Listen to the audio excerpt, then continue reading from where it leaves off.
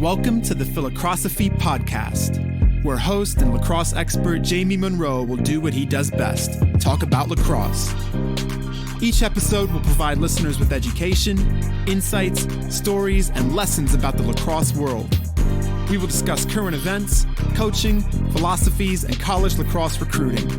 Now let's get started with your host, Jamie Monroe.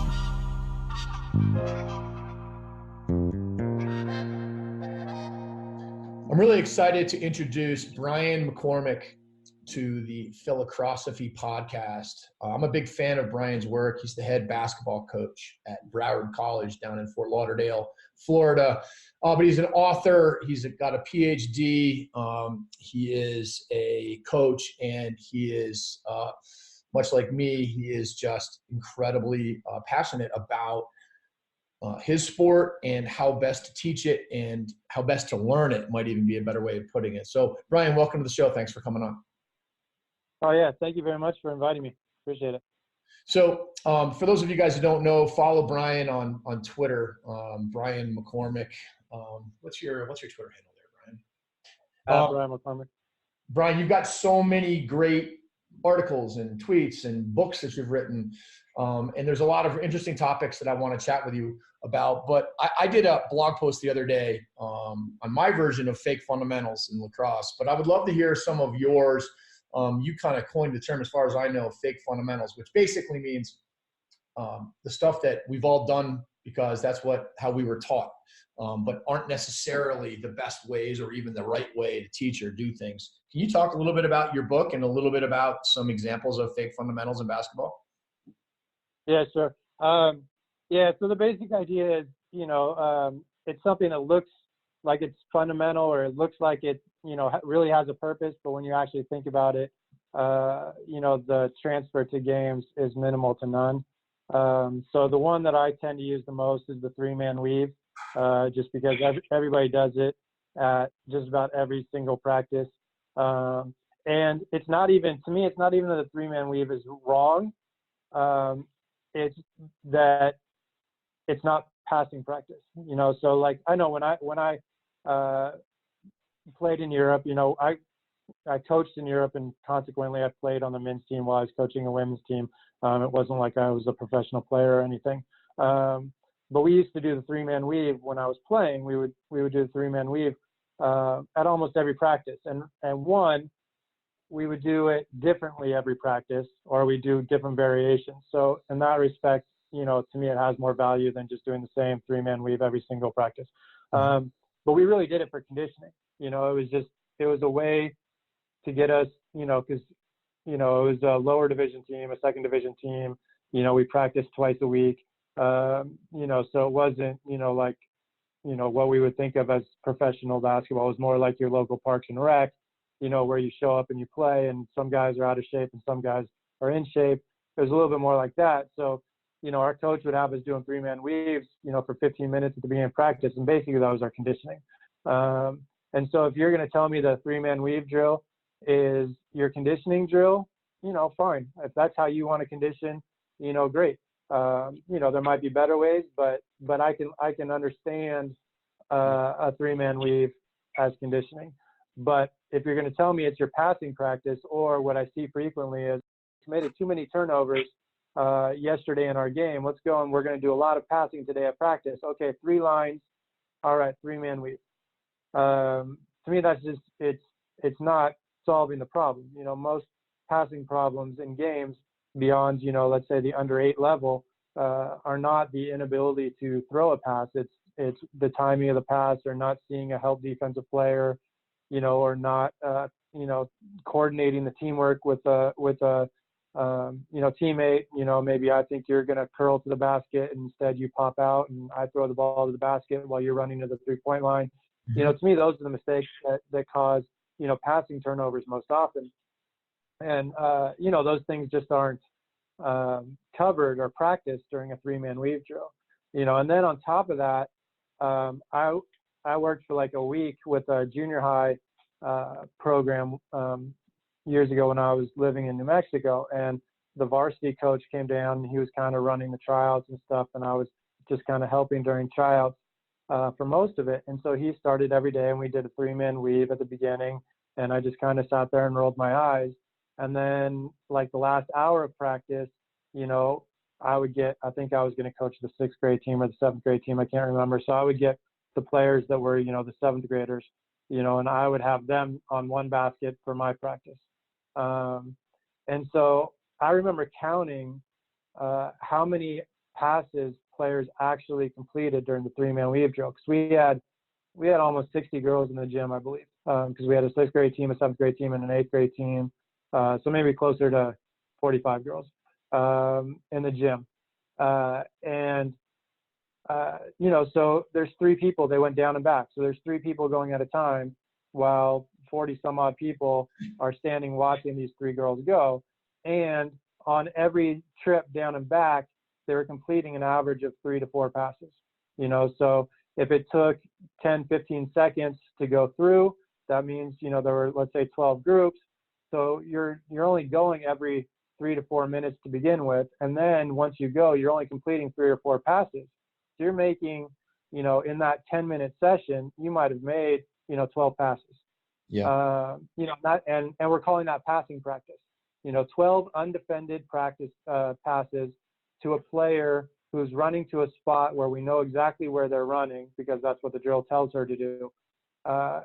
And that's what we're calling our passing practice. And then we go to our game tomorrow and we commit a bunch of turnovers, and the coach is, but we practiced passing yesterday. And so that's kind of, 3-man weave to me is an easy one to pick on. Because I think once it's explained in that way, people start to understand the idea of what I'm talking about, both. So I have a quick question on that. Yeah. So I think I read, I don't know, an article you wrote about this recently, and you talked about the fact that from a coordination perspective, sometimes it's not the worst thing in the world to just practice running and throwing and catching at the same time. When right. you talk about, it'd be ideal if the court was like 4 times longer. Maybe you'd get, 4 times more passes or something. But as right. far as just pure coordination, when you're not talking about decision making, do you find some benefit in it? And I'm not trying to like advocate for 3-man weave as much as I'm trying to find that crossover, because in lacrosse, I agree this wholeheartedly with decision making is the whole game. However, there is an element of throwing and catching on the run that requires skill. Right.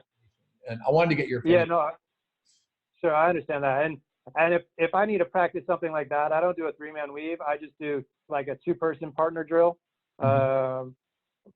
similar to the one that Kelly Graves tweeted out last week that drew a lot of controversy. So just so that we can have more people going. And Sure. So, we use, like a third of the court or a half of the court, from a width standpoint. And so once the first group passes the free throw line, the next group goes, and the next group goes, and the next group goes. And then we're just going in a circle, basically. So we go up on one side and then come back on the other side. So that way, you're scaling your reps. Yeah. Right. Yeah. So basically nobody's standing in line waiting. Once the last group has gone, typically, let's say I have 12 players on my team, we can really have 6 groups going at once, 3 kind of on one side and 3 on the other side. Or maybe there's a little bit, one group just ended and they're walking over to start again, so there's really only 4 groups technically on the court, but nobody's really standing in line. It's a matter of just walking to the other side to go back the other way. So that's the way, like, if that is something that I worry about, just the passing and catching aspect, then yeah, I would do it as a 2-person, just to get more reps and to get less people standing around. I mean, that was the biggest thing. And then the other way that I do it, with that same team, when I got my 7th graders, I put them into an advantage passing game, which, more or less is like rondos that are used in soccer. And so then we'd have whatever, let's say I have 12 girls. So we've got, 5-on-5 with 2 people that are all-time offense. And now in the span of 3 to 4 minutes, we were completing 100, 120 passes, so divide that by 12. So now, in half the time, we're completing the same amount of passes, and all those passes have an element of defense. Most of them end up being uncontested passes. You just have to, because there's a 2-person advantage. So theoretically, there's always somebody open. So you just have to find the open passing lane. So instead of just throwing it to a person running to a spot that you know where they're going to be, you have to look a little bit, and then you have an open pass. So, and then the other thing, like. Can you describe that drill one more time, Brian? I didn't quite follow you. Oh, I'm sorry. So, I pick whatever, like, let's say inside the 3-point line. Yep. Put five players in black, 5 players in white, and then 2 players in a red penny. And so those two players in red are always on offense. So the offensive team always has 7 players. The defensive team always have 5 players. And then we just pass. Every time there's a turnover, anytime the ball goes out of bounds, the defense gets the ball. So if black starts with the ball, they turn it over. Now it's white ball, but whoever's on offense can always pass to the red. So there's always 7 offensive players. So there's always somebody open. 5 people shouldn't be able to cover 7, essentially. And so you're getting up and down, passing, because you're going full court with this, and you're getting all of the same kind of running, throwing, catching, but you got decision-making getting up and down. Yeah, I mean, we keep it to like a half court. Oh, so it's a little bit more of it's a little bit less of a passing on the run. Yeah. But it is catching on the run, hopefully, if we're doing it right. Yeah. And we take away the dribble, so they have to, within the basketball rules, they have to be able to catch and stop. Because I think that's where a lot of, especially at the younger ages, that a lot of travels happen with the inability to catch the ball and stop. Yeah. At the same time without traveling or without having to dribble. So I mean, it's a slightly different game, slightly different emphasis. Like I said, if I'm just, like you're talking about, just trying to get the, passing and catching on the run, especially something like lacrosse where you don't have to stop when you catch the ball, then I do like the 2-on-0, up and down the court. But if I'm trying to incorporate, the beginnings of decision making with passing to a moving target, I'm doing more like advantage passing, or I even do a simpler drill that I call Long Island passing, because I got it from the Long Island University men's soccer coach. I believe he's still there, TJ Koselny. And basically, we try to use as many balls as possible. But same thing, just 2 teams, a black and a white team, and it's actually one of the drills that works the more players there are. And you just put them in a small space, and they're running around amongst each other, and they're not even playing defense. The goal is just to complete as many, we put a target, let's say 100, and the goal is just to complete 100 passes without having, a turnover. And so, the black team's not guarding the white team. It's just they're all in the same space, and they're kind of getting in each other's way. And, if I'm throwing a pass to you, I have to be aware of, there might be, a white player's running in between us because, he's cutting to get the ball from somebody on his team. And so, I can't just throw the ball and hit that person on the side of the head. So it's not even playing catch with defense. To me, it's a form passing drill. I'm just working on my basic passing and catching. But I have to have a little bit of awareness because I don't want to hit somebody in the side of the head. And then, especially once I get, 12 or more players, it's hard to do 2 balls per team when there's only like 8 or 10 players. But if you have 12 or more, then we start putting in 2 balls per team, 3 balls per team, stuff like that. And that's when it gets pretty fun because you're passing one ball and then immediately having to look in the other direction because, somebody else is trying to pass you the ball from another direction. And then this year we put it in where you weren't allowed to stop on the catch. So, you couldn't travel.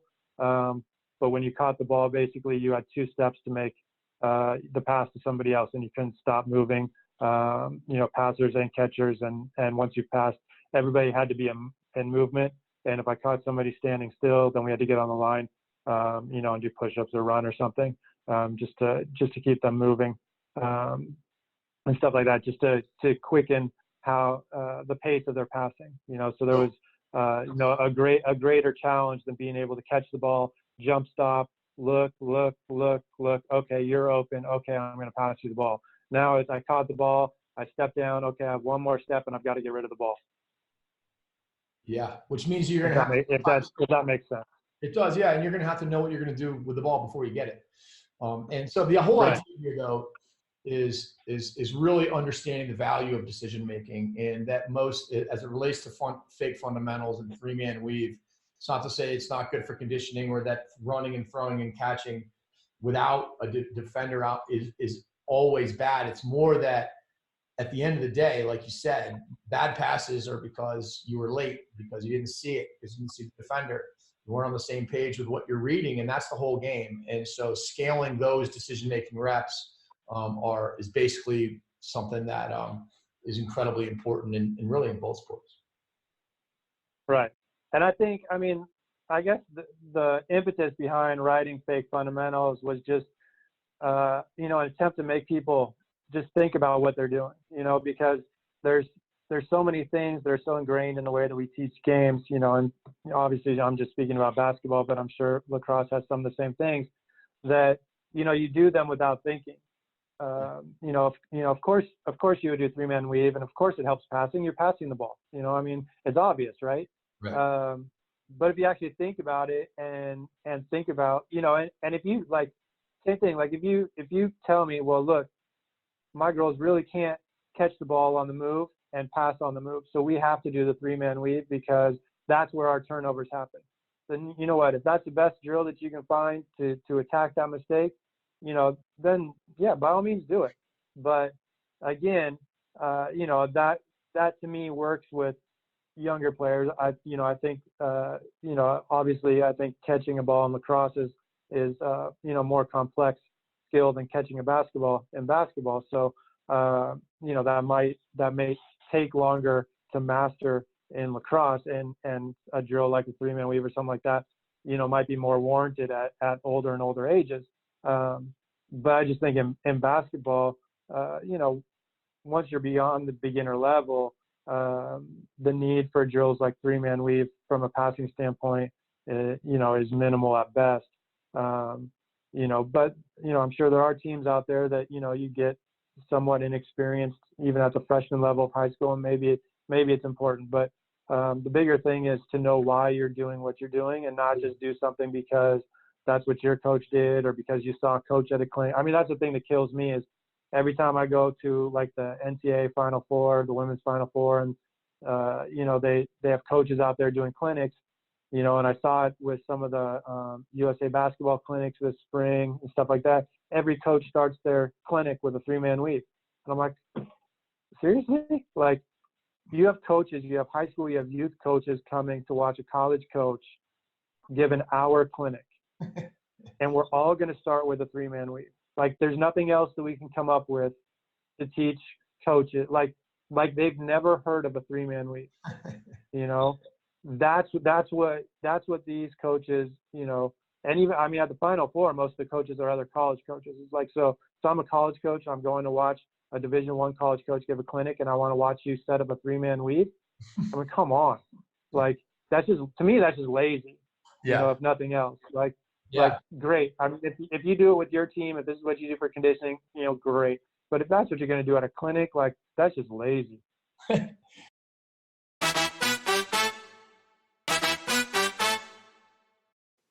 The Phi-Lacrosse-ophy podcast is brought to you in part by the JM3 Coaches Training Program. If you are a coach interested in sharpening your saw, like so many of the guests on the show, you are going to love the content in this program. Go to www.jm3coaches.com for more information. Hey, talk to me about the concept of what a blocked practice or a blocked drill is. You have a terminology that I learned from you. I don't know if you made it up or whatever, but as it relates to blocked versus decision.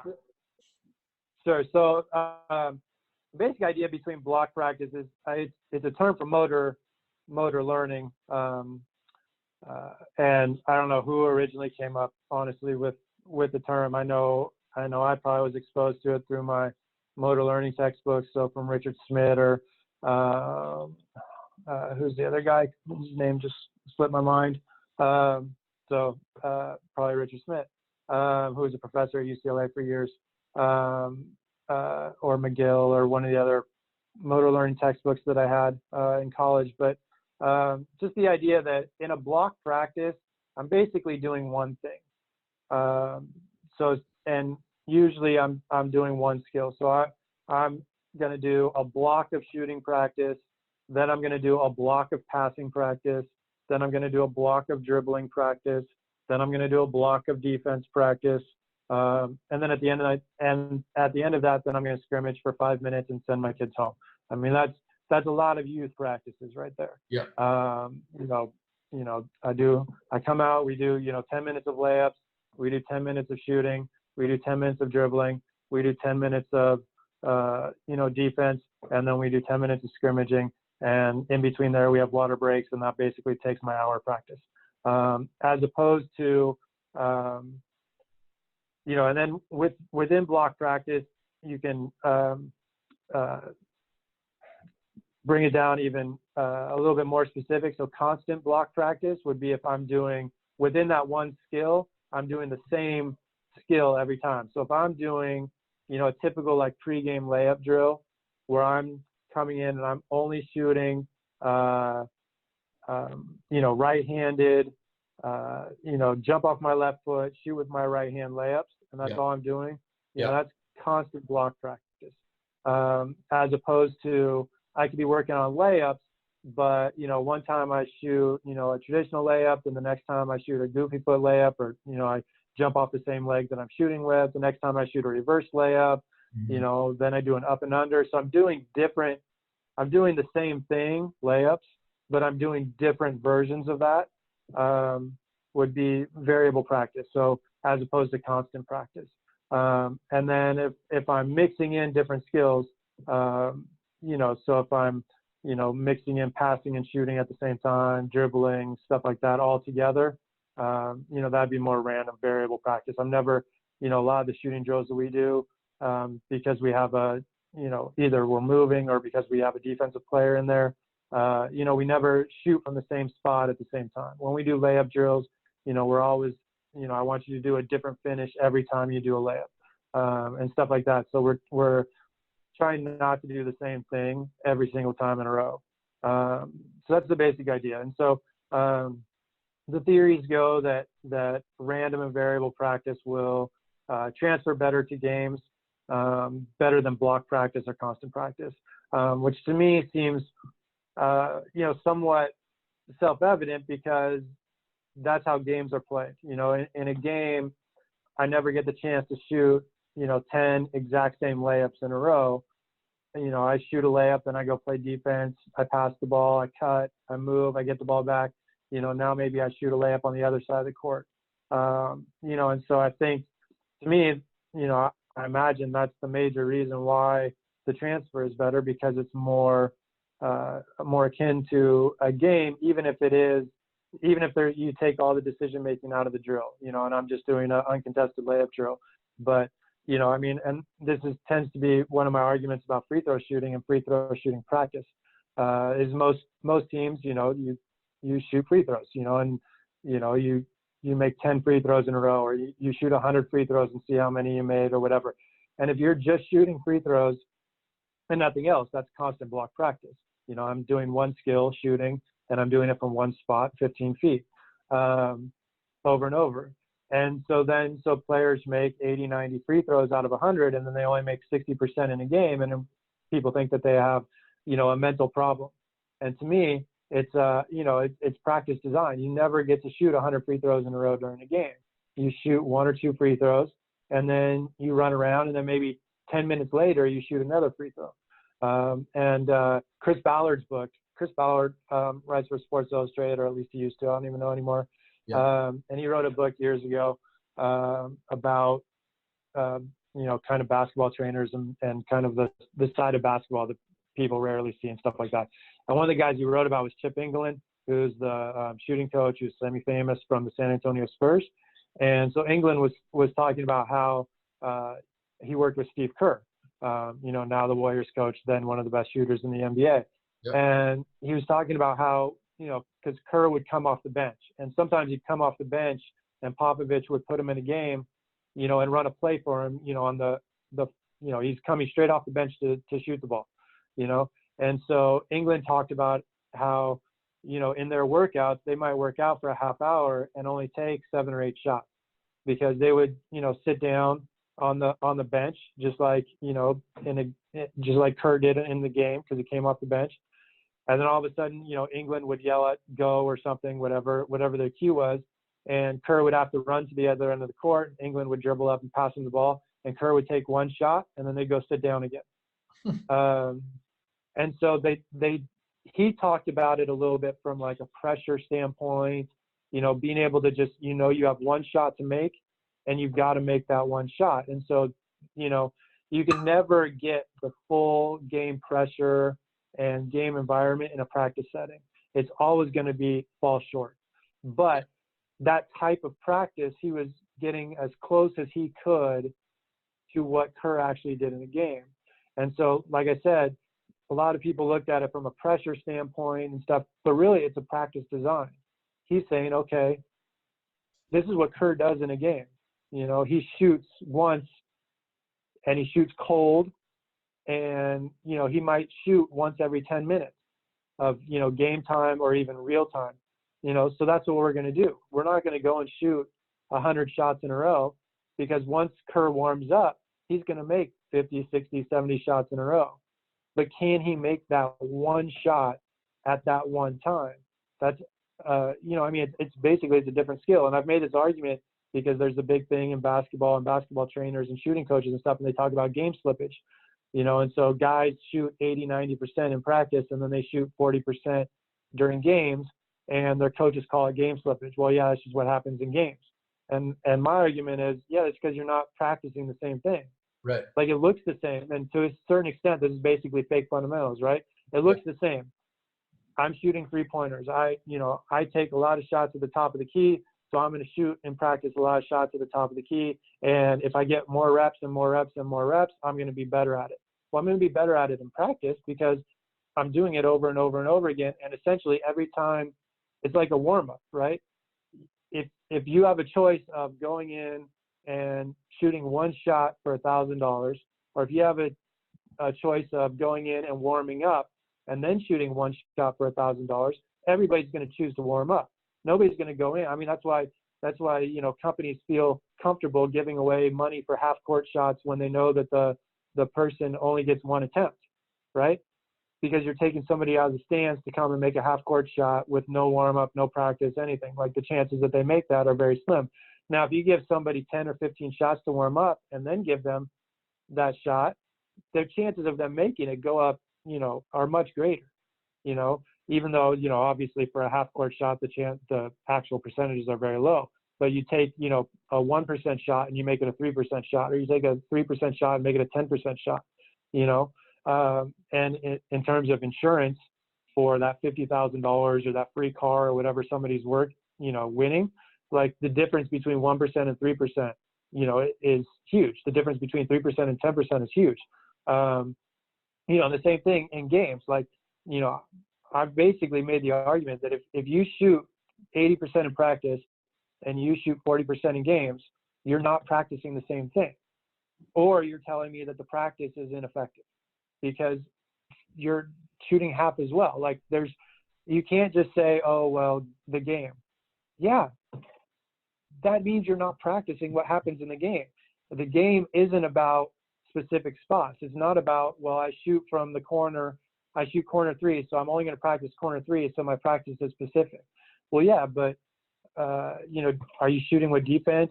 And to me, the big thing that affects shooting that nobody really practices, the decision to shoot. I really believe the decision to shoot affects shooting percentages because most drills, you're told, okay, you're the shooter, you're the passer, I'm the rebounder. Okay, I'm going to pass the ball to the passer passes to you, you shoot the ball. So you don't have to decide. Every single time I catch the ball, I shoot it. Whereas in a game, every time you shoot the ball, you're making a choice. And that choice is, one, this is a good shot for me. This is a good shot for my team. Nobody else has a better shot. Things like this. And if I start to shoot the ball and out of the corner of my eye, I see a cutter to the basket, I have that moment of doubt of whether I should shoot or whether I should pass to my teammate, and that moment of doubt 100% affects whether or not I make that shot. I still might make that shot, especially if I'm Steph Curry, I may make that shot, But if I do that every single time I shoot, I'm going to shoot a lower percentage than when I'm in a gym by myself and I don't have to think about these things. No doubt. This is like the whole concept of all the blocked practices where you end up sort of, and you take out the decision making and you're practicing skills and you get really good at these drills. And then when you wonder why they don't translate, this is exactly it. Which leads me into a really interesting concept. So I spent a whole career studying lacrosse and figuring out what the best players in the world do, figuring out what the skill is, and then trying to figure out how to teach it. And what I found is it's really not that hard. It takes time, but it's not that hard to teach everybody everything. The hard part is getting people to actually remember to use the skills in games. And when you script it out and you say, okay, we're going to do, this drill, even if there is defense out there and you're going to say, okay, we're going to do a 3-on-2 pass down, pick down. I want you to use this, your double threat. I want you to use, look back fakes, wind up, step into the gap, use your behind, all these various faking might be the best example that I can use as it relates to all this. But the point is that when you get into games, people stop using their skills. They know how to do so many things that they never think of or have the confidence or the recognition to actually do in a game. And I believe it's because of all of these drills and the private lessons and really the lack of free play and pickup games, which I actually believe is the most potent way to develop your game. And just wanted to see if you could talk a little bit about that, and specifically just a little bit about deception and faking. Yeah, I mean, I agree about the free play and the pickup games, definitely. I mean, that's why I tend to coach how I coach, to in some ways make up for the lack of free play and pickup games, and players today. But I remember, this is somewhat related. I remember years ago, I was working with this girl when I used to do a lot of individual training, and I was working with this girl, and she was great during workouts. She was a post player. She's great during workouts. But then she got in a game and she never used the moves, like you're saying. And so I told her mom, I was like, look, I'm not going to work individually with her anymore. I'm like, you need to find, another player for her to work with. Yeah. And she's like, no, she needs more individual attention. She needs more moves. I'm like, no, she doesn't need any more moves. I was like, she doesn't use any of the moves that she has during games. Her problem isn't the lack of moves. Her problem is reading the defense and knowing which move to use at which time. I was like, she needs fewer moves. She doesn't need 12 different moves. She needs one move in each direction and then a counter to that move. So essentially 4 different moves. And then the important part is she needs to know when to use them. And I can't teach her when to use them without a defensive player, here. I mean, I can tell her verbally, okay, when the defensive player is here and this defensive player does that, then you do this. But that's not the same thing as her feeling a defensive player and recognizing and making the choice herself, And so I told her, I was like, look, I mean, you don't have to do this. You can, I mean, she's a pretty good 8th grade player. I'm sure there's a lot of trainers out here that will work with her and try to, because she's got a good foundation. She's got good size. She's probably got a chance to play in college. So, that can help a trainer, make his name, by working with her, but I'm just telling you, she's not going to get any better unless she works with defense. That's just what I'm seeing. She, in a gym by herself, she can do a dozen moves with speed, without traveling, etc. She gets in a game and she's deer with headlights. And so, doing more individual practice is not going to solve her problem. And so she decided to take her daughter and work with somebody else where she could do individual training. And she never really became, I don't even know if she ever ended up playing varsity basketball, but I know she never played in college. And that may or may not have anything to do with, the practice. Sure. There's 1,000 different things that go on into a girl progressing from 8th grade to college. And I lost track of her by her junior year. So I don't know what was going on, but I mean, that's the way that people think is, no, I need more individual practice. But then they get in games and they don't do it. And, I saw around the same time, I saw another player that I was working with, kind of the same thing. He wasn't transferring his workouts into games. And so the players, or the people around him, start blaming his high school coach. Oh, well, the high school coach isn't playing him right. He needs to do this. And if he got the ball here, and if he did this, and other people who knew the player well, he's just soft mentally. He's not tough enough. If he was just tougher, then he could use the skills better in games and stuff like that. Nobody ever questioned the fact that most of the time he's working out in a gym by himself, and he was, we were working individually, and he was never going against defense. Nobody ever criticized that. And that's one that he specifically is kind of the player who most changed how I coach, and is really the reason why I don't do individual training anymore. Because I saw that. I was like, everybody was willing to blame everybody around him, including him, and nobody ever blamed me and my individual workouts with him. Because when he was with me in a gym by himself, he was making every shot, and then he went in games and he couldn't do anything. And so it obviously wasn't my fault. He made shots with me. It was the coach's fault. It was his fault. It was, his teammates' fault for not passing him the ball in the right, it was everybody else's fault. And nobody ever looked at my training or my practice, because obviously he was making shots with me, so it couldn't be my fault. Right. And so that's why I stopped doing individual training, was that player and that reason. Like, I was like, this is ridiculous. Like, we're blaming a high school coach for a boy not being able to make shots. Like, he's getting shots, he's just not making them, And yes, he makes them by himself, but the problem is, in retrospect, he's having to make that choice in games. He's having to shoot against defense. He's having to go a little bit quicker. Even if you yell game speed over and over and over at a player in practice, it's different than having a defender there who forces them to go faster.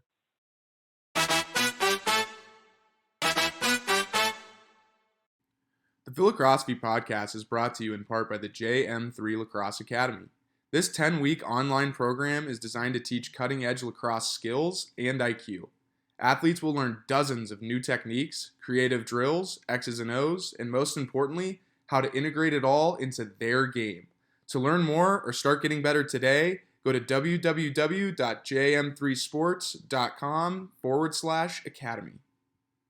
So, Brian, in the sport of basketball, you think of pickup games as obvious and automatic in that, I played a lot of basketball in my life, very little organized basketball, but I played a ton. I was in an athletic department, like you probably played lunchtime hoops. I played for 15, 20 years. And I got good at basketball, maybe not so much if there was a ref around, but I understood how to play. And it seems like basketball is the obvious, and soccer, I guess, would be the two sports that are the easiest to play. In the sport of lacrosse, there aren't a lot of pickup games. The Iroquois play pickup games more than anybody, and it's their game. It's the creator's game. It's the game they invented, and they literally play backyard lacrosse. And I'm telling you, Brian, these guys have a skill set that is greater per capita. They put out more world-class players per capita than any population. There's only about 1,500 Iroquois lacrosse players, and yet every time you turn around off these reservations that might have 120 on the Onondaga reservation, and all of a sudden you've got like all-time great first ballot Hall of Fame players, and they didn't have individual lessons. They really didn't have much teaching. They played box lacrosse, which is an indoor version of the game, and they played backyard lacrosse. But I read a tweet from you recently about how, coaches kind of have turned on the pickup game.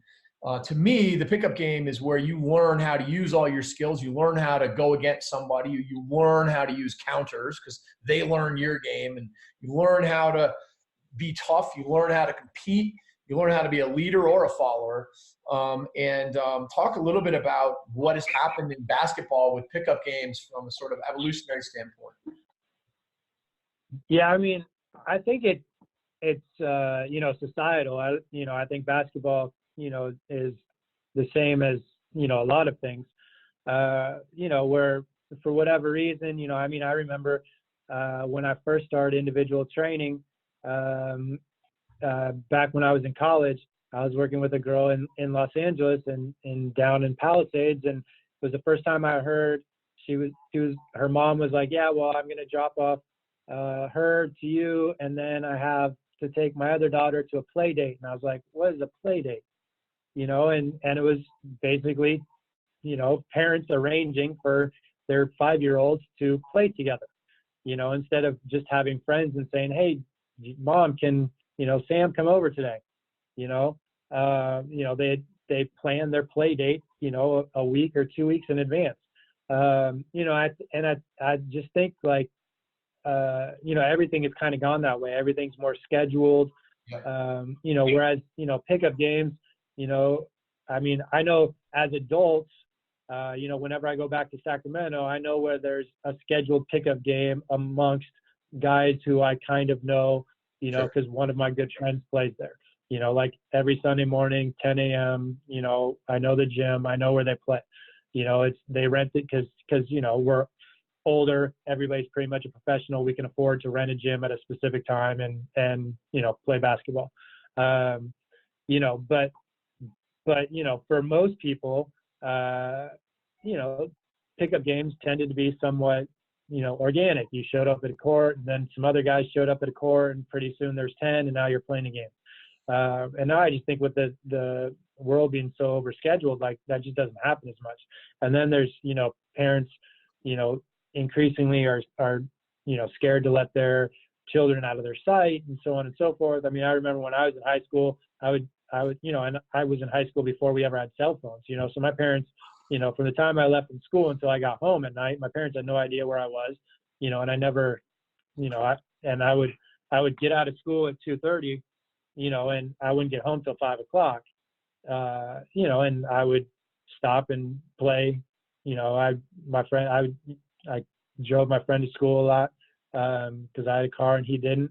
And so, you know, I'd drive him home and we'd stop and we'd play for an hour or two at you know, a nearby court, and then I'd finally go home, you know. And now, you know, even with cell phones where you could say, hey mom, I'm here, you know, it just doesn't happen as much, you know. And I don't know if it's just a basketball thing, but I think it's more of a society thing. But then I also think there is the basketball part of it where, for whatever reason, around the time that I wrote Crossover, which is my first book, which people thought I wrote it because the U.S. lost in the 2004 World Championships, which had nothing to do with it. My book had nothing to do with, you know, like elite level competition, because if, you know, I mean, if the U.S. had sent their best team in 2004, they would have won.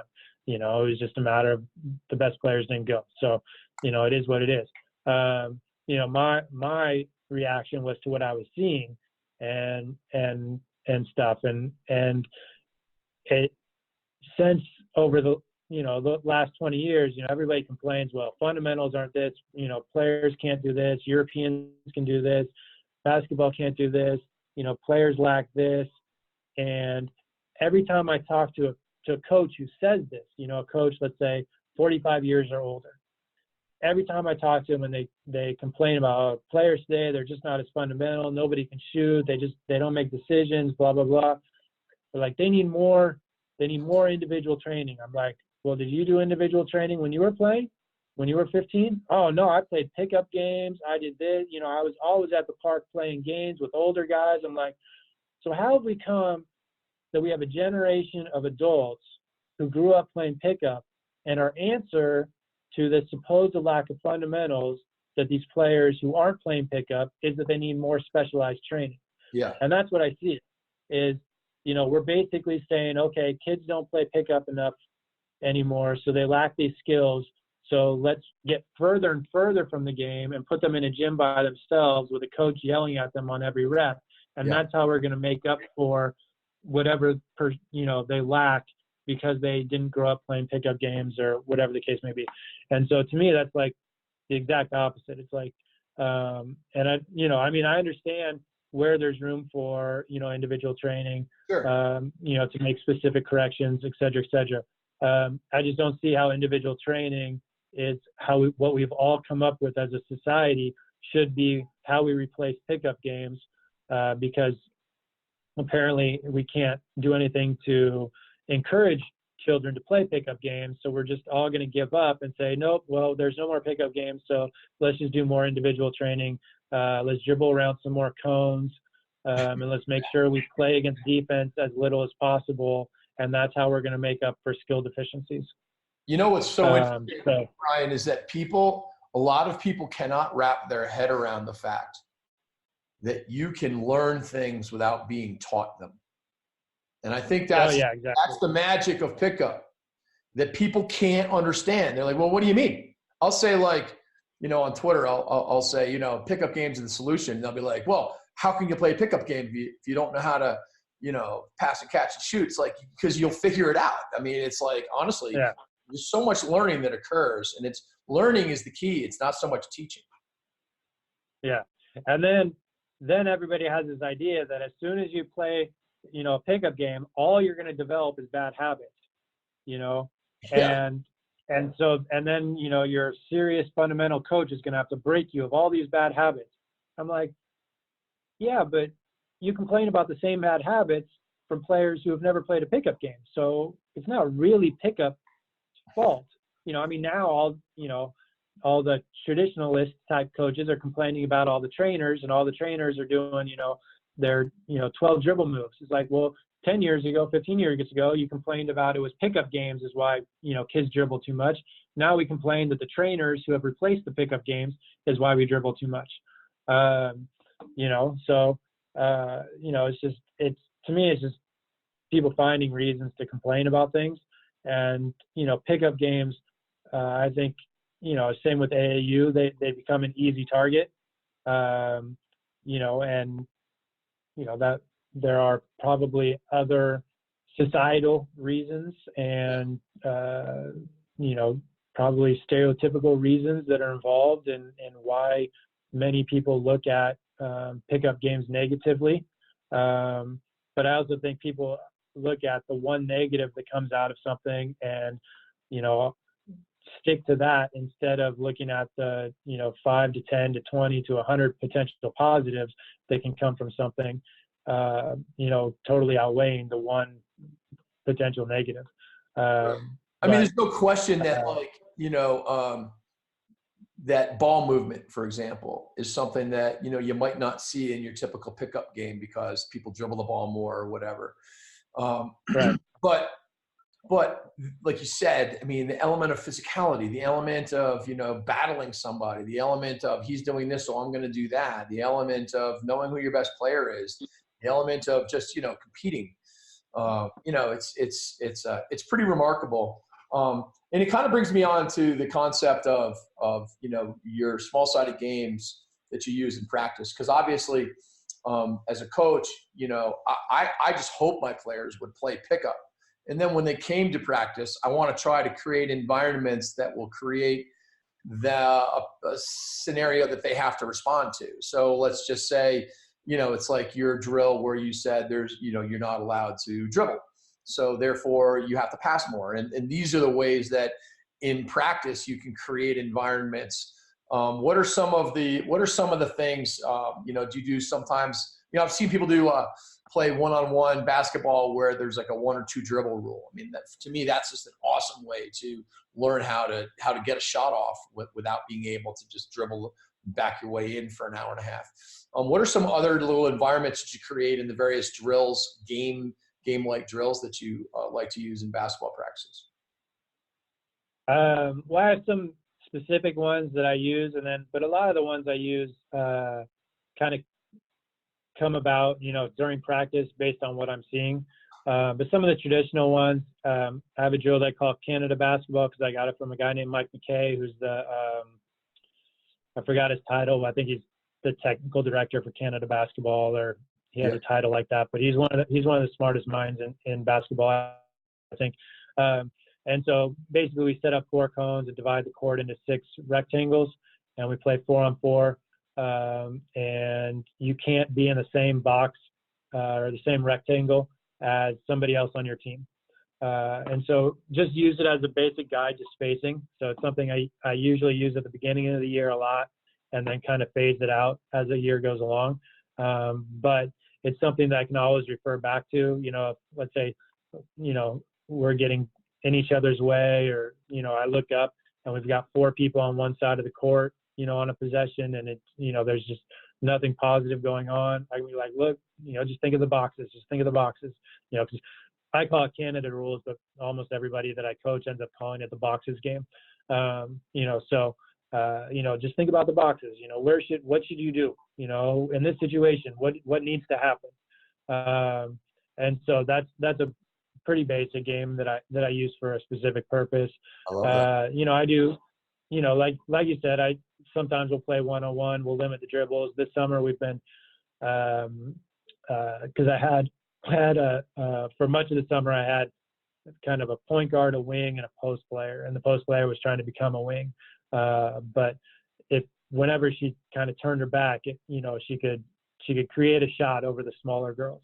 So we started playing one-on-one, where as soon as you got inside the 3-point line, you had to keep going forward. Like you could change directions, but you couldn't go backwards and you couldn't turn your back. Yeah. So just working on attacking and trying to attack with more speed, as opposed to relying on, spin moves and step backs and stuff like that. Yeah. We played, we played one-on-one. Conversely, we played one-on-one where you couldn't score inside the key. Encouraged a little bit more defensive pressure, and the offense had to work on creating space to create a jump shot. So just kind of depends on who I'm working with at the time. Sure. We do other games to try to one of the passes that I don't like is if we have a player running away from the basket, and outside the key. I don't really want to pass them the ball, especially along the baseline, because there's nothing really for them to do with the ball. So we play a game that works on spacing and also gets rid of that pass. I call it Wildcat rules. I've played it for years. 3-on-3, where basically when you receive a pass, you either have to be on a direct cut to the basket where you can catch and score without a dribble, or you have to catch the ball outside the 3-point line. So it's mainly working on, drive and kick out, but it's also getting the idea of, if somebody's running away from the basket, we don't want to throw them the ball there. Wait till they get to the 3-point line and they're facing the basket. Now we can kick the ball to them, but there's not a lot of positive plays that you're going to make 18 feet from the basket, facing away from the basket on the baseline. Right. So we don't want to give you the ball there. So we play a game to emphasize, don't pass them the ball there. And so there's other things like that. I play games with the 1-second rule because I want players playing faster. So, on a catch, you got to either go to the basket, pass the ball, or shoot, which a lot of people, now you're going to get bad shots. I'm like, yeah, the first time we played, it's shit. They suck. Yeah. But that's the point. That doesn't mean stop playing it. That means we need to do it more. Like if they're really good at it, we wouldn't have to do it. It means we'd be a pretty good offensive team already, and we could work on other things. But, I get players coming from high school that are used to, catch, triple threat, hold the ball, wait, okay, now there's a screen on the weak side, okay, wait, or they get the ball and they're used to being a point guard, so they're used to taking, 12 dribbles in place before they make a move, and so we play 1 second, and that get rid of those two things real quick. Yeah. And do we take bad shots? Yeah, lots of them. Do we take bad shots in games? Yep. But, that's just part of the way that we play and the way that I coach is, I'm not even worried about bad shots. I just want to play faster, and I just want to put more pressure on the defense. And if every time we catch, we're making something quick, the defense shouldn't have a chance to relax on an entire possession. And if we keep, taking those small advantages and extending them, we're going to get a good shot, which we typically do. So when we're starting out, we're terrible at it. Every group's terrible at it. But, people tell me, we did the 1 second drill and they were terrible, so we had to stop it. It's like, why? Like, that's the point. Yeah. Like, right. You're doing something that they're not good at, so they're going to be bad at it. If you stop doing it, then they're never going to get better at that. You don't get better at playing faster by playing slower, Right. It's the same thing when I'm working on ball handling with players. Like, I'm constantly faster. I want you to make this move without slowing down at all. They're like, oh, but I can't do it. I'm like, I know. That's why we're doing it. You can already do the move at slow motion, but that's not going to beat anybody. So you have the choice. You can make mistakes now, or you can never beat somebody in a game. Like, and I'm trying to get used to where you can beat somebody in a game. But if you're, want to stay the same, then, more power to you. But, you're not going to get better. Like to improve that dribbling move, you've got to do it faster. You've got to be comfortable with the defensive player closer to you when you make the move. So you've probably got to get a little bit lower. You've got to get a little bit tighter with your handle. And the way that you do that is by practicing making moves faster. And then by practicing making those moves in one-on-one games, which is why we played the game where you can't slow down, or you can't, spin move or go backwards or anything, so that they had to get to the defensive player and make a move to beat that player. And did they make a lot of turnovers? Yes. That's the point, is we want them doing things that they haven't already mastered. If we run an entire practice doing things that they've mastered, they're not getting better. And it looks good. And, if somebody's watching on the sideline, it looks like, you're a professional coach and you're well organized and all this nonsense, but nobody's getting better. And if nobody's getting better, like, what's the point? Yeah, so true.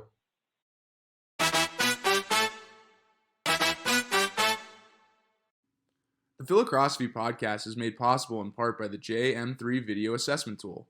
There's no question that video is critical to player development. One way or another, your son or daughter must utilize video to learn their game and the game. To learn more, see video testimonials, or register, go to www.jm3sports.com/video right now. I got a question for you. What's your take on teaching two-man game and pick and roll? I mean, that's much of what we do. I finally had 6 girls in the gym, because my school starts next Monday, so girls are starting to come in this week. Yeah. And so we had 6 yesterday.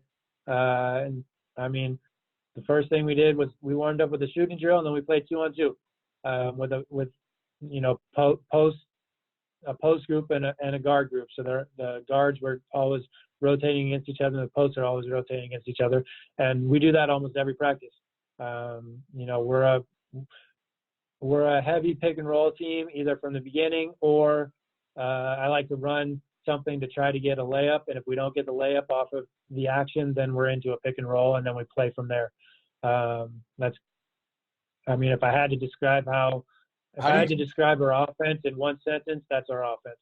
How do you teach pick and roll, as far as, when you're getting started with your team? Not so much with like 10-year-olds right now, but let's just say you got high school kids or college kids kind of know how to play, but they don't really know how to play this two-man game. How do you teach it? What are the fundamentals that you teach? Well, so there's 2 things. One, to me, a middle pick and roll and a side pick and roll are different. Okay. So that's the first, is how we want to do. 2, then the second thing is how we want to space around the pick and roll. So if we're on the side, are we going to have 3 out on the weak side? Are we going to have 2 out and 1 kind of, in the dunker spot? Are we going to have 1 in the corner on the ball side behind the play, and then 2? And so how we space out will determine to an extent what lanes we have. We try to run on-ball screens a little bit more, how they teach it in the NBA. I don't even want my post players making contact with the defense. More or less, we're just trying to create that small advantage. So if we want to set the screen low and encourage the defensive player to try to go over top of the screen. Yeah.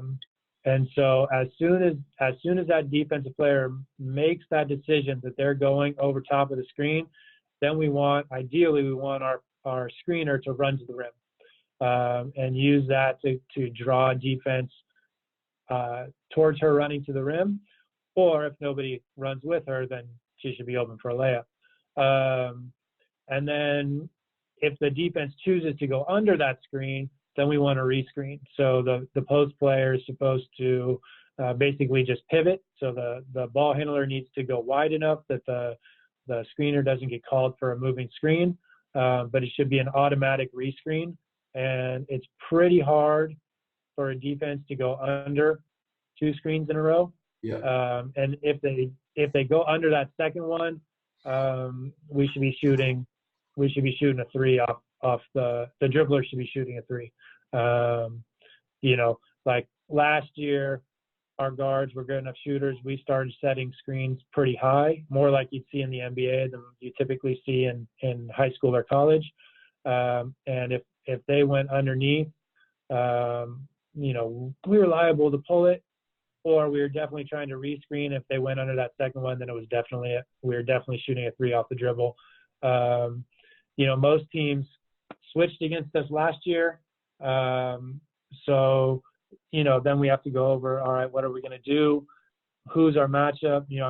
That to me in a switch, I always thought on ball screens when I was starting out that we wanted to force them to switch.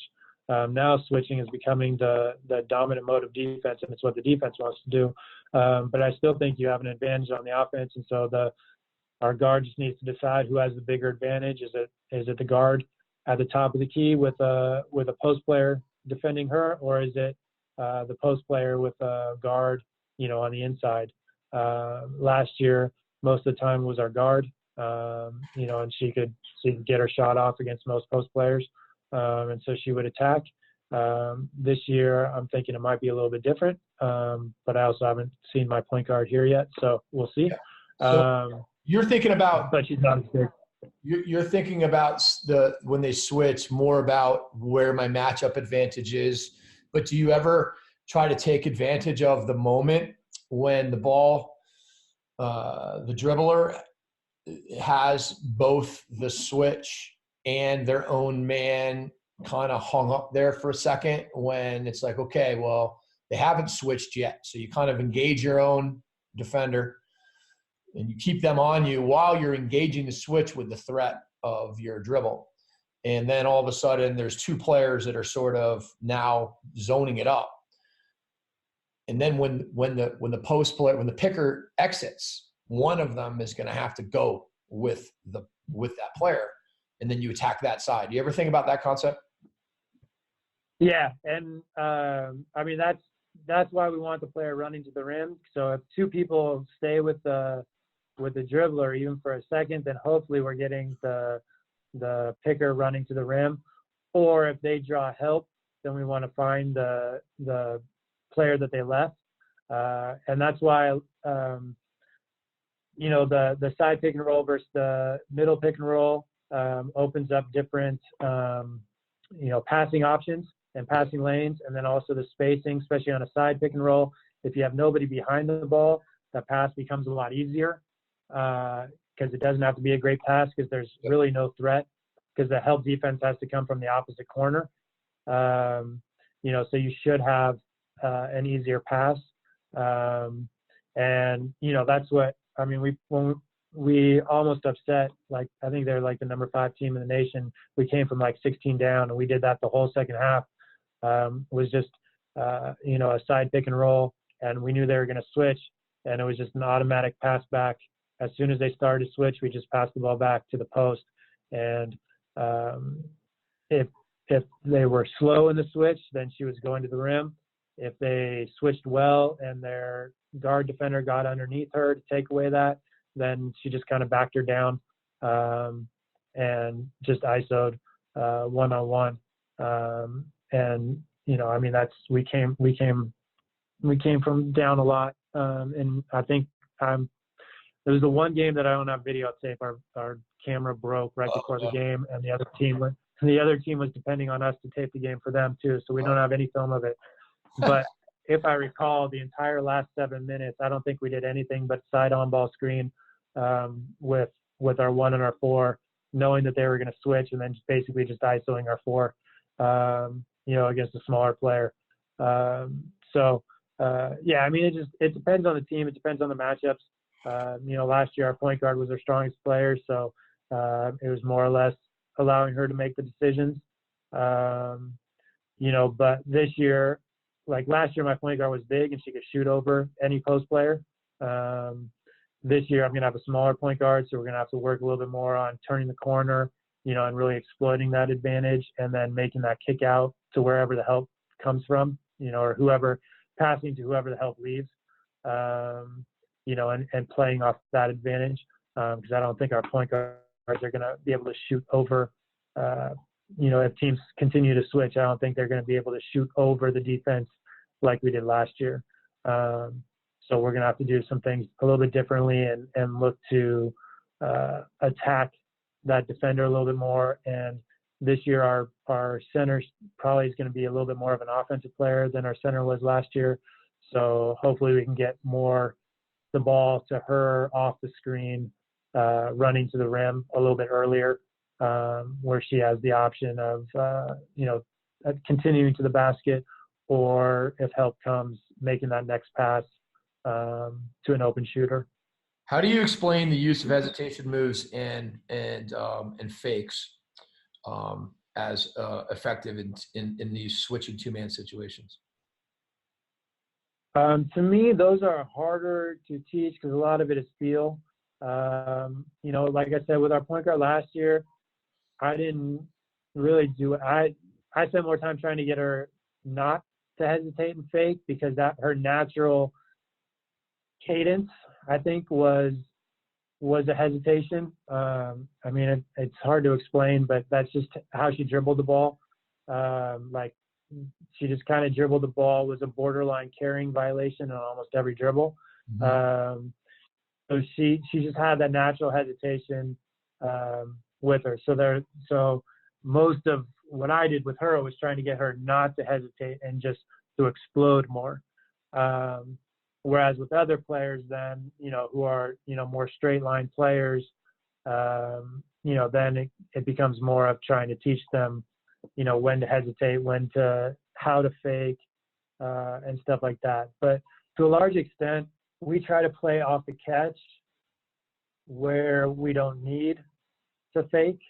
I see most players, well, not most, but I see a lot of players, and, I saw it yesterday with a freshman who I saw for the first time yesterday. Every catch is an automatic jab step. And I'm telling her, no. I'm like, every time you catch the ball, you're a shooter. So every time you catch the ball, if you're open, you're shooting it. And if you're not opening it, you either need to pass the ball right away to somebody who's more open, or you need to attack with the dribble. Like, you're already open. You don't need a jab step. The jab step is if you were defended. But you caught the ball in space. Yep. Therefore, there's nobody to fake. The only reason you're faking is because you're waiting for the defense to get to you. You should already have attacked before the defender got there. So we try to take a lot of that out.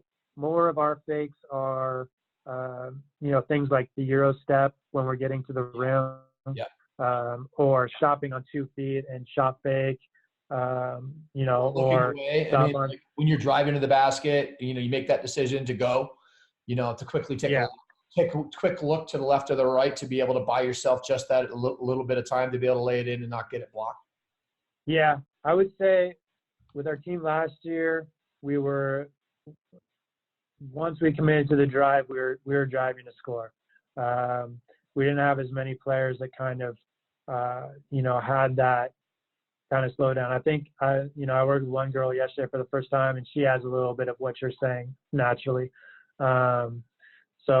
But it's, to me, like I said, it's one of those things that's hard to teach because I think a lot of it is feel.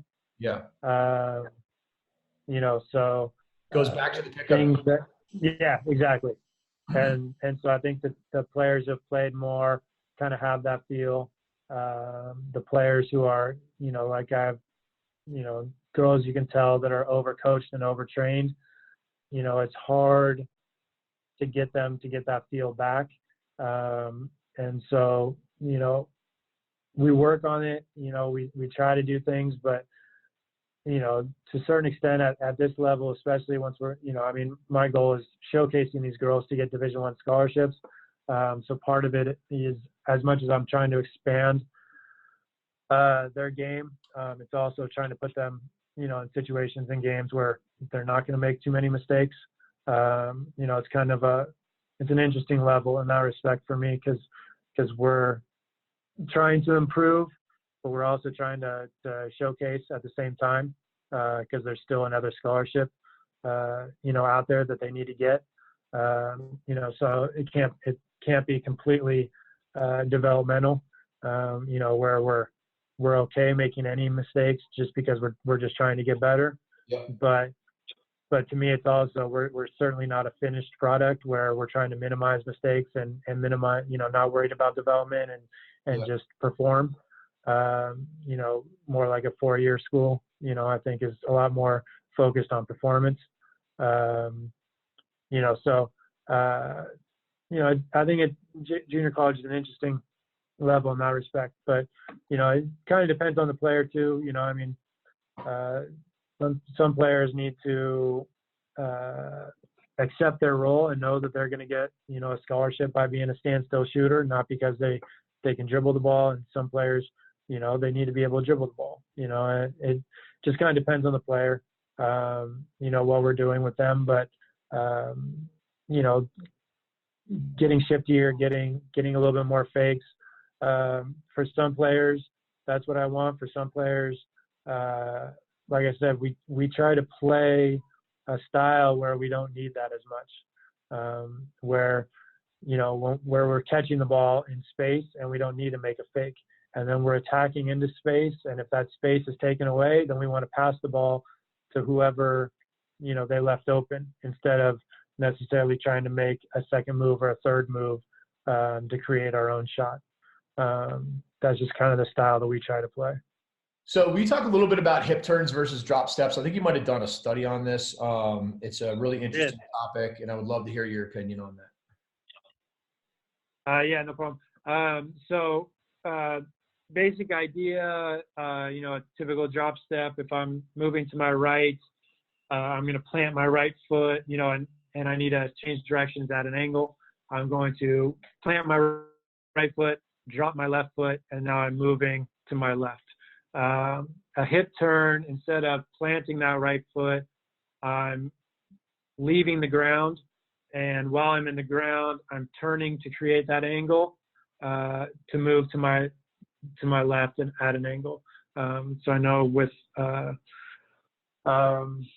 without video, it's probably tough to see or to imagine, but that's the idea. Essentially, the difference is with a drop step, your foot is planting. With a hip turn, you're turning with your feet in the air.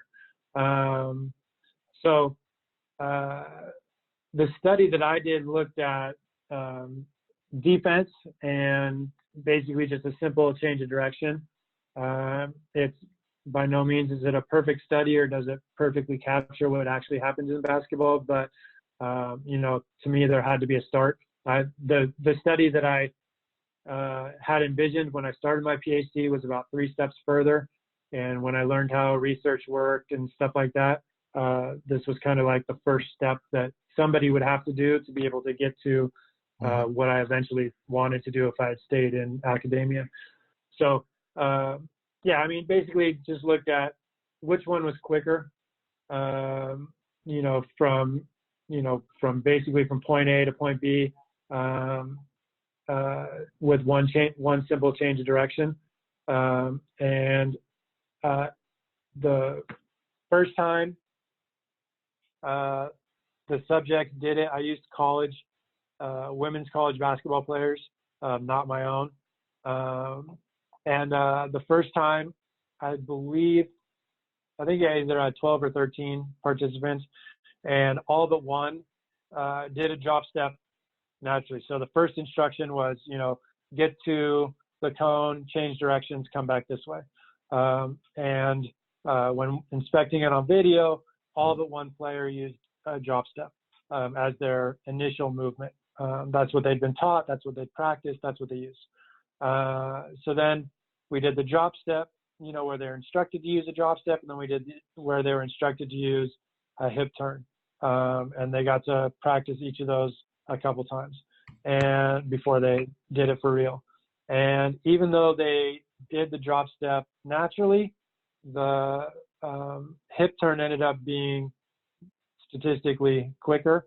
And I mean, it was a while ago that I did the study. I can't remember if every single person was faster in the hip turn, but it was a majority of them were faster using the hip turn.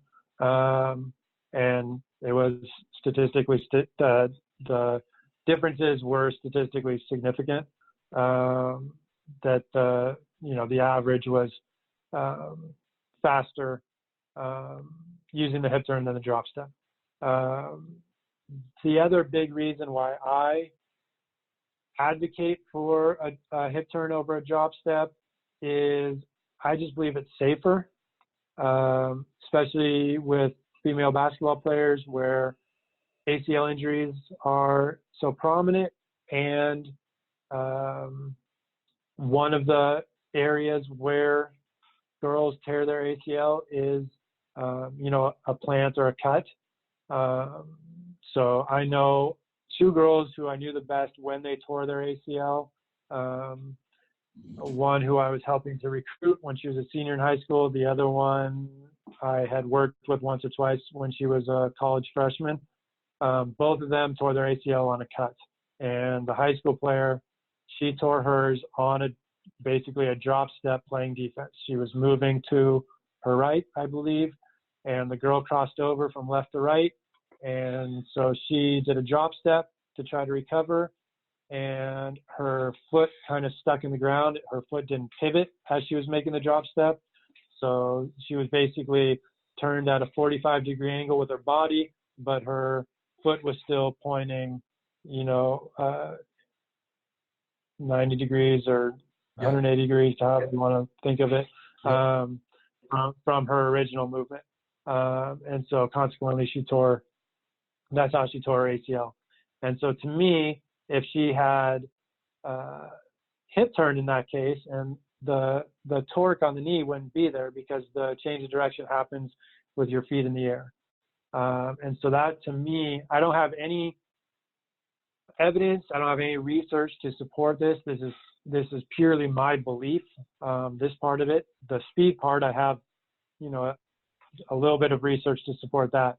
But the safety aspect, I don't have any research to support it. It's just my personal belief that it's safer because your feet are off the air when you're changing direction. So you lose that possibility of that foot getting stuck in the ground and your body turning quickly in one direction, but your trail leg or your pivot leg not turning or not pivoting on the ball of your foot and getting stuck in the ground, and then all that torque goes towards your knee.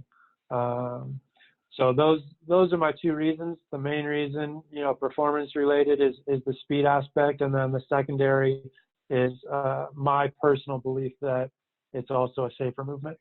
Doesn't it engage the natural elasticity in your body too to make it a quicker explosion?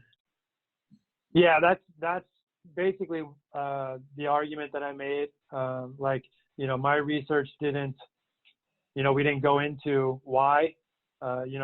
Basically the first level was just looking at, which one is faster.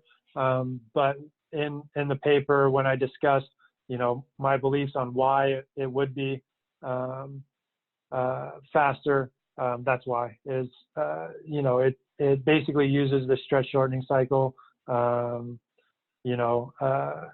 increases the elasticity, allows for a quicker push off, more explosive push off than a drop step. The other thing that I noted in the study, and one of the reasons why people tend to argue against the hip turn is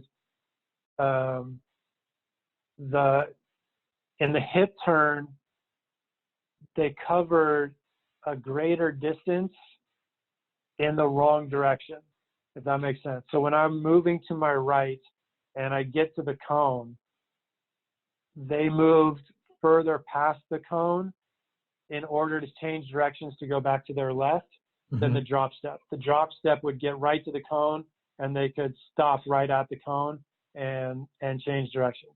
And so people tell me that's why the hip turn is slower, is because you're actually moving 2 or 4 or 6 inches in the wrong direction, let's say. But even though that happened in the study, and they basically gave up that 4 or 6 inches of ground. They were still faster, and it was really only, again, I forget exactly how I set up the study, but I mean, the test was over, like 2 feet. It wasn't like they gained ground eventually, and after 6 feet or 10 feet or 20 feet, it was faster. It was after, despite going 4 inches in the wrong direction, they were faster over, 18 inches or 24 inches. Wow. So, to me, again, it's that elasticity, it's the quicker push, more explosive push. I also think the drop step tends to lead towards a slower. So if I'm moving to my right, I plant my right foot. It ends up being with a slow step with my left foot. Yep. Whereas a hip turn naturally lends itself to, I land on 2 feet, and now I'm naturally going to step across with my right foot to go towards my left, so I can actually step further with what essentially becomes my first step with my right foot. Mm-hmm. And then that second step with my left foot, I'm now much, much further than what I could get with a drop step and my first step with my left foot. No doubt. Especially if you're of the basketball mindset where you're not supposed to cross your feet.